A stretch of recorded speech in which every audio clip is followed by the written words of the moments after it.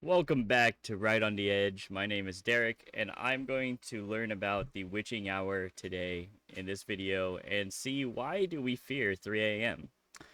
For me personally, growing up, it was superstition based on like Christianity's like fear of the occult and things of that nature. But as I grew older, I realized that it wasn't just linked to that. Apparently, there's more things than that, but I've never actually watched a video on it, so let's do that today.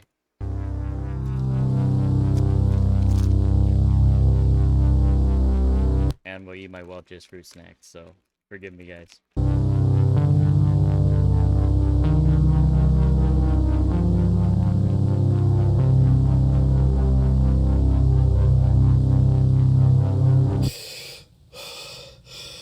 Oh, it's the 3 a.m.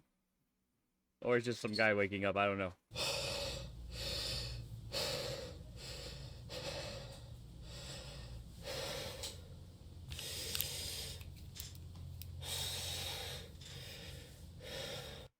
This is legitimately how I have nightmares, but with a lot less breathing. Like I just wake up and go, ah, get my glasses, and then inevitably I get out of bed, pee, and get a drink in the kitchen.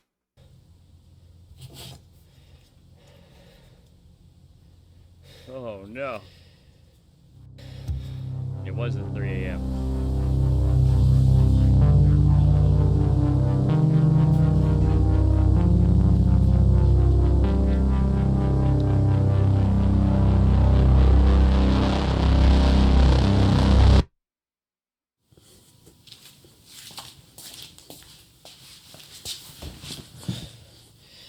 I think I'm going to stay up for a bit. At least for another 58 minutes or so. Are you sure? Okay. Let's talk about the witching hour. Is the hour between night and dawn. It is the hour when most people die, when sleep is deepest, when nightmares are most real. Is it really the hour when the most people die, or is that like a made-up fact there? That's very interesting. The witching hour is the hour between 3 and 4 a.m. This is a time when the veil that separates our world from the supernatural is at its thinnest. It has roots in the Catholic Church. Did you just wink at me, sir? This is a time when the risk of demonic possession is at its highest. Oh. It's also a time when most people usually die in their sleep. And it's when most alien abductions supposedly happen. My introduction to the witching hour was in the 2005 movie The Exorcism of Emily Rose. My introduction was way earlier, but it does make sense that it has Catholic roots. But when most people die in their sleep is new to me. But I did know that supposedly that's when like most demonic possession happens as well. I was 14 when I saw this movie, and it scared me quite a bit. It was one of those movies that had me laying awake all night just frozen in fear, like any move I made might trigger something bad to happen. The movie's a courtroom drama about a Catholic priest who's charged with a negligent homicide after a woman named Emily Rose dies during an Man, I slept like a baby after this movie. exorcism he was performing. As the trial goes on, we learn more and more about Emily's story. Her supposed possession starts when she mysteriously begins waking up every night at 3 a.m. sharp, at which point unexplainable things would happen to her. As her possession progresses, a lot of the people trying to help her also start waking up at 3 a.m. and they experience similar strange things. The priest tells us in the courtroom that 3 a.m. is a witching hour, and that demons use this time as a way to mock Jesus' death, which occurred at 3 p.m. Shortly after watching The Exorcism of Emily Rose, I watched the newly released 2009 movie The Fourth Kind, which is a sort of found footage mockumentary horror movie about alien abduction. That's really cool. I never watched The Fourth Kind, but sounds like my type of movie. The movie follows a psychologist in Nome, Alaska, whose patients are all experiencing the same strange symptoms. Eventually, the psychologist herself starts experiencing these symptoms. She starts having vague memories of dark shapes entering her room every night at 3:33 a.m. The Fourth Kind isn't a good movie, but its horror is really well done, and it certainly had It's not a good movie, but the horror is good. Okay. an effect on me that night when I was 14. I had watched it with my parents while on a trip to our cottage, which was in a forest in the middle of nowhere, and I really mean the middle of nowhere. Wow, you had a cottage. Rich. No, I'm just kidding, dude. Like, good job. It was just down the road from one of Canada's dark sky preserves, which is a designated area for stargazing that's completely free of man-made light. Needless to say, I went to bed pretty scared that night. It didn't help the place I was in resembled the remote rural setting of the movie. I didn't have trouble falling asleep, but I had a lot of trouble staying asleep. I kept waking up what felt like every few minutes. At one point I woke up, looked at the clock, and saw that it was 3:10 a.m. Oh no, the it's witching hour. happening, dude, the movie. I started to get anxious. All the frightening things from Emily Rose and the Fourth Kind started flooding my head, but I thought if I stayed absolutely still, I might fall back asleep again. It was completely silent in the cottage, and I don't mean normal silence either. It was so quiet that my ears were ringing. And under that ringing, I started to hear whispering. I tried to ignore it, but I couldn't help but to focus on it. It remained consistent for about a minute, and then for 2 seconds it ramped up slightly, and then it happened. I heard a woman's voice in the room call my name clear as day. I immediately jumped out of bed and turned on the light, and of course there was no one there and the whispering stopped, but my heart was pounding. I went to the bathroom to calm down, but I couldn't fall back asleep. This experience was terrifying. And you know what I did after? I didn't tell a single person about And you probably slept like the dead. I mean, that's and in the way of children. it. I thought that if I did, they would just think I'm crazy. Maybe a little bit. So I kept it to myself until now. This night truly cemented in my mind that 3 a.m. is a bad time. Nowadays, as an adult, I'm not scared of the witching hour anymore, but the thought still lingers somewhere deep in the back of my mind. Today we're going to explore the witching hour in depth. We're going to pick it apart and maybe even try to explain the paranormal encounters this time supposedly facilitates, including mine. But before all that, we got to figure out its history. Like I said earlier, This is what we've been waiting for. The witching hour history. At the in my next video, I'll just do a me and a camera video. Oh goodness, why do I always get the hiccups? I'll do a me and the camera video where I'll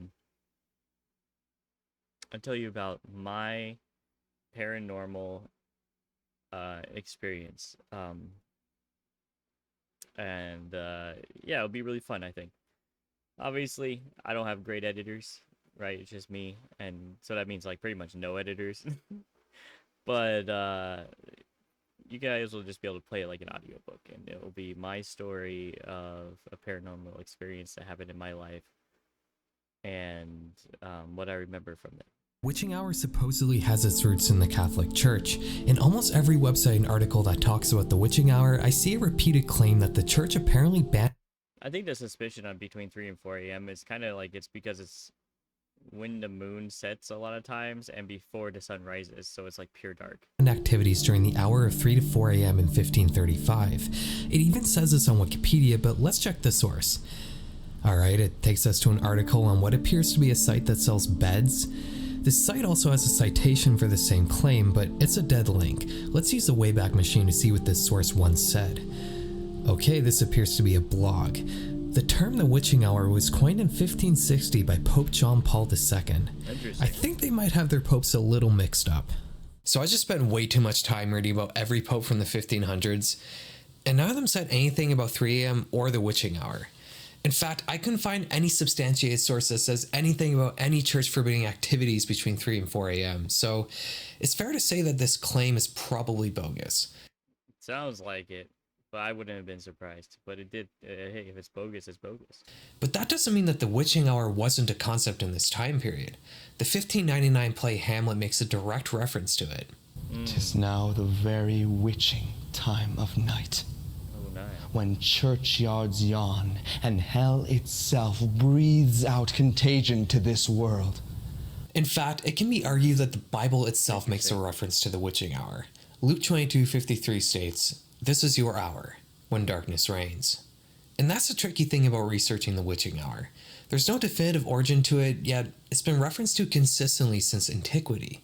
And there are similar legends in other cultures as well. For example, in Japan, they have the Hour of the Ox, which is a time of night when supernatural creatures are the most active.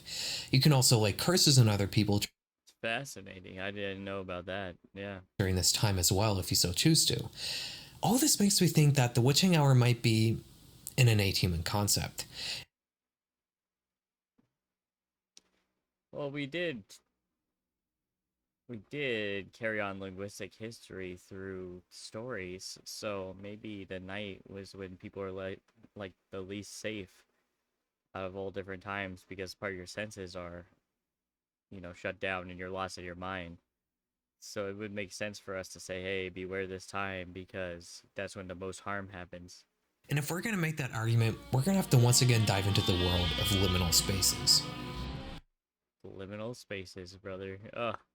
I probably don't have to explain what liminal spaces are, considering most of you probably discovered my channel through my liminal space video, but just in case you don't know, liminal spaces are transitional spaces. But they're also more than that. They can be something that's familiar to us that's been taken out of context. The screenshot of a Rick Astley music video. We're familiar with the music video, but not without Rick Astley in it. With just the background, the tone of the scene is completely different. I think 3 a.m. is the most liminal time of day. It's a time when the things we're familiar with in our daily lives take on different tones. Spaces we normally don't think twice about occupying suddenly feel more unpredictable or even dangerous. Normally busy places become abandoned. It's a time of night that almost serves no purpose. Pretty much everything is closed, even bars and clubs. The only people who have reason to be out are people who work nights.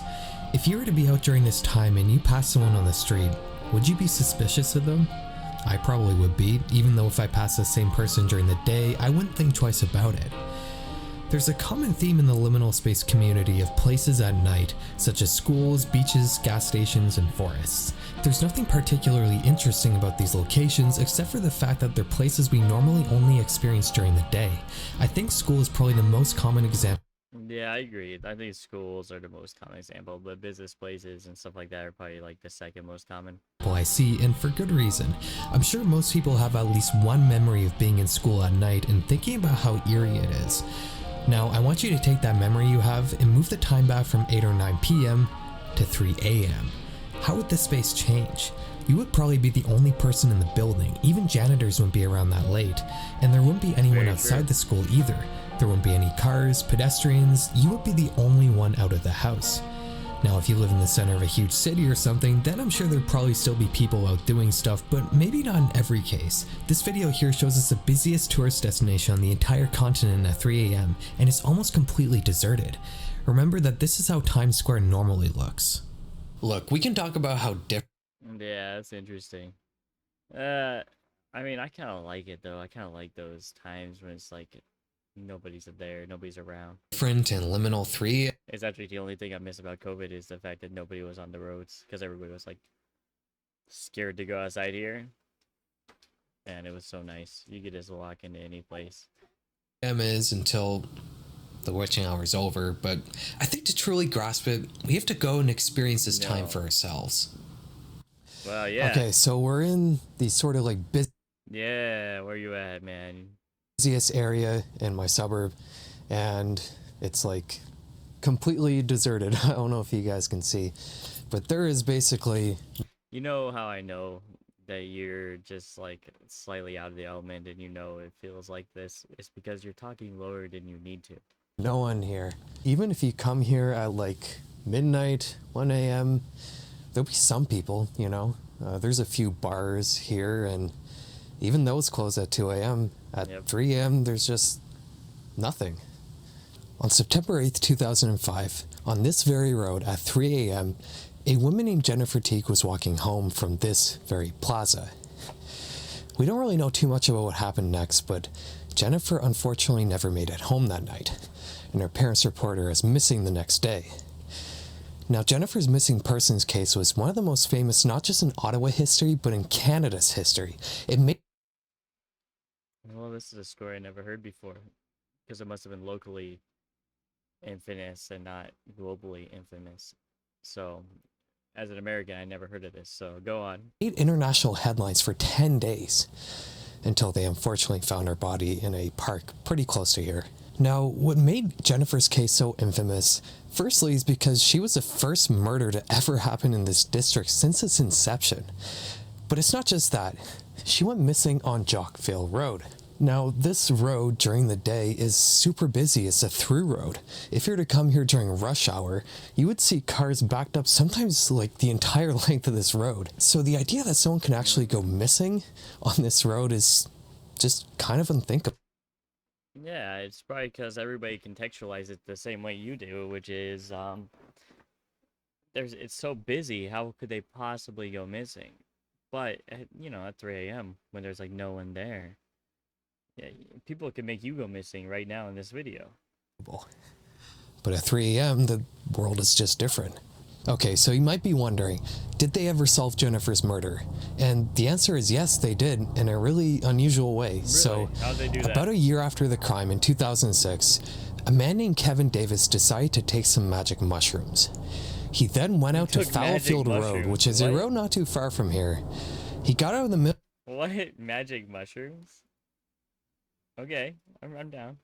of the road, was blocking traffic. He took off all his clothes and started screaming at the top of his lungs, "It was me! I did it! I killed her!" The police picked him up. What? What dude goes on a mushroom trip and admits it himself? And naturally they asked, "Who'd you kill, Kevin?" And Kevin said, "Nobody. I was just high on magic mushrooms. I didn't even know what I was saying." So the police let him go. They didn't have any evidence, but they I mean, honestly, yeah, I guess you have to let him go at the first, but they're going to investigate that because sometimes you tell truth when you're inebriated. You know, it's not always like fake crap. marked him as a suspect. That didn't matter though, because shortly after, Kevin went back to the police station and confessed everything. He had killed Jennifer Teague for basically no reason. He just wanted to kill someone. So, the more That's crazy. That's crazy. I can't, in a million years, think about just waking up one day and be like, today's the day. I'm gonna go and commit a murder. I can't think of that. Like, you know, some people just have broken brains. well, the story is, drugs are good. They make you into Drugs are good. The more of the story is drugs are great. an honest person. Yeah, there you go. Alright, so I was thinking, what else can I actually do at 3 a.m. that's not just walking around If you're in America, there's always a Denny's nearby. outside? And unfortunately, my options are pretty slim. I could go to like McDonald's or something, but I kind of don't want to go to McDonald's. So I was looking it up, and apparently all the bagel shops are open 24 hours a day for some reason. That's so cool. We just got Denny's. You guys got bagels. So, yeah, let's go get a bagel. Wow. It's not loud at all in there. Some cream cheese for Carolina.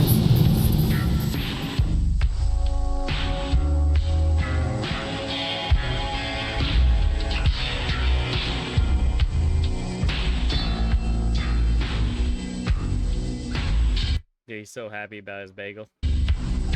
He's like, I made a smart bagel purchase today.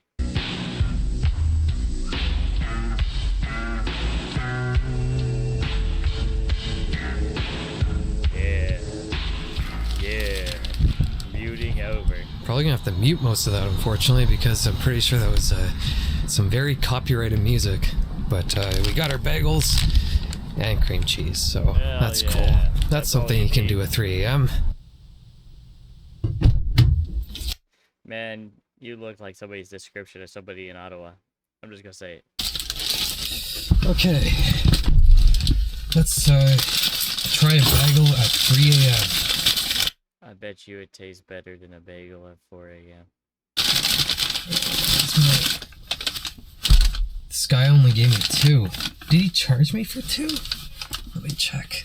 Oh, Okay, so he did only charge me for 2, but yeah, that's kind of frustrating. I didn't really want a whole wheat bagel, but that's all you get, buddy. beggars can't be choosers at 3 a.m. It's still great. I mean, these bagels are like crack. I didn't want a whole wheat bagel. It sucks. Where? They eat. He's like, this is the best. This is a really good bagel, actually. You know, I take it back.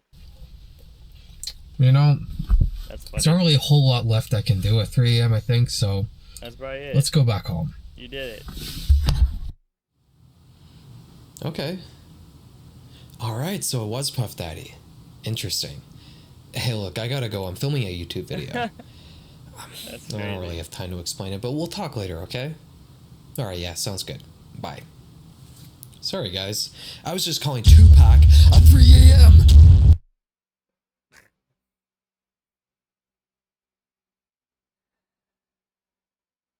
Wow. Remember this trend? It was everywhere back in the late 2010s. remember that, Even but searching good. for it now, it seems to still be around in some capacity. These videos don't really amount to anything more than clickbait for children, but they bring up an interesting question. Why is it always 3 a.m.? Why not 2 a.m. or 4 a.m.? Well, there's a pretty good passage from Something Wicked This Way Comes by Ray Bradbury that sums it up well. Midnight's not bad. You wake up and go back to sleep. 1 or 2's not bad. You toss but sleep again. 5 or 6 in the morning, there's hope, for dawn's just under the horizon. But 3, now Christ, 3 a.m. Doctors say the body's at low tide then. The soul is out. The blood moves slow. You're nearest to dead you'll ever be, save dying. Damn. Sleep is a patch of death, but 3 in the morn, full wide-eyed staring is living death. You dream with your eyes open. You lay pinned to a deep... That's so funny, dude. Ah, man. No, good. Like, keep going. well like, bottom that's that's burned great. dry. The moon rolls by to look at you down there with its idiot face. It's a long way This is how I think when I wake up at 3. Not like any spooky or nothing. I'm just pissed off because I'm like, damn, if I go to bed, I'm going to go like 2 more hours, 3 more hours of sleep. But if I don't go to bed, I'm going to be tired. But if I do go to bed, I'm only going to like 3 hours, 4 hours more of sleep. That's how I always think. back to sunset. But if I wake up at like 7 or 6, I'm like, well, you know, at least it's daylight out. Okay, let's go. Our way on to dawn. We've talked a lot about how the world is different at 3 a.m., but we haven't really discussed how our world is different at this time. We're not out and about, we're in our bed sleeping. For most Sometimes. people, our only experience with this time period comes from accidentally waking Yeah, which is really annoying. up. And I think this unintentional awakening in particular is where the witching hour truly originates from. You're walking outside, but slowly reality starts to fade into a warm darkness. You realize that you're waking from a dream. No. You're awake now, but with your eyes still closed, That's you the can almost keep the dream going. But every moment it gets further and further away. You open your eyes, but something I do try to go back to sleep sometimes to continue dreaming on my dream because it was a good dream. Or at least an interesting dream. So my mind's like, treats it like a movie. is wrong. You try to move your arms, but nothing happens. You feel a great weight pressing I do have sleep paralysis that happens sometimes, and it is not fun. Not fun at all. on your chest, and you can barely breathe. As your eyes focus on the room around you, you notice a dark figure standing in the corner, and it starts to move closer. Panic washes over you as your heart begins to beat quickly, but then you blink and the figure is gone. You regain control of your body, you take a sip of water. No, I'm just kidding. What just happened? I'm just kidding. This is how a typical episode of sleep paralysis plays out. You see, when you dream, Yeah, sleep paralysis sucks, man. your body paralyzes itself, so, you're not walking in your bed. Sleep paralysis happens when you regain consciousness while dreaming, but your body doesn't awaken in time. It stays paralyzed, and the chemicals that make you dream are still flooding your head, which leads to usually one of 2 kinds of hallucinations. People usually either hallucinate dark figures standing in the room around them, or they hallucinate a dark figure sitting on their chest. The former can be used as an explanation for many alien abduction experiences. I don't see anything like that. That's not what happens to me. What happens to me is I gain consciousness.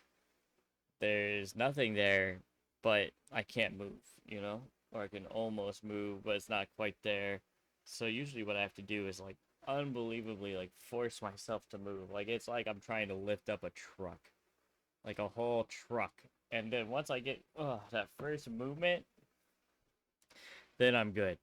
Then I'm fine. But that first movement, while I'm trying to do that, I can't breathe at the same time. So sometimes I run out of breath. And what you have to do is like force yourself to be calm and go back to sleep. So you just kind of like drift under, you force it. And then you start breathing normally again and stuff like that. And then either I'll fall back asleep and wake up later, or the whole cycle begins again where I have to force myself to move. It's that first movement that's really hard. And the latter can be used to explain demonic encounters, particularly with succubi and incubi. The interesting thing is, you don't necessarily need to have a sleep paralysis episode to experience these sorts of hallucinations. In the average sleep schedule, 3 a.m. corresponds with the peak of melatonin in your body, and is also when REM sleep is happening. REM sleep, or rapid eye movement sleep, is a part I also go into REM sleep like really fast. It's within 30 minutes of after I fall asleep, I go into REM sleep. So, like on average, I sleep about 5 or 6 hours, unless I force myself to sleep more. So I don't know. I got kind of a weird.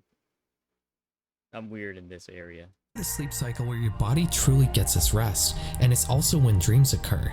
Sudden awakening from this sleep cycle can cause what's known as a hypnagogic hallucination, which is when you're consciously awake but your brain is still trying to make you dream.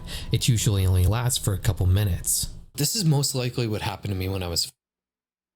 And that's kind of weird too. It might be what happened to you, most likely. The other experience I've had with this sort of thing is me waking up and knowing I was in like a different house, but seeing the hallway of my house. And it only lasted for a few minutes, and I kind of broke this by walking into where I knew the hallway should be, but the house I was in, it was on the opposite side. So essentially I had to walk into what I was seeing as a wall.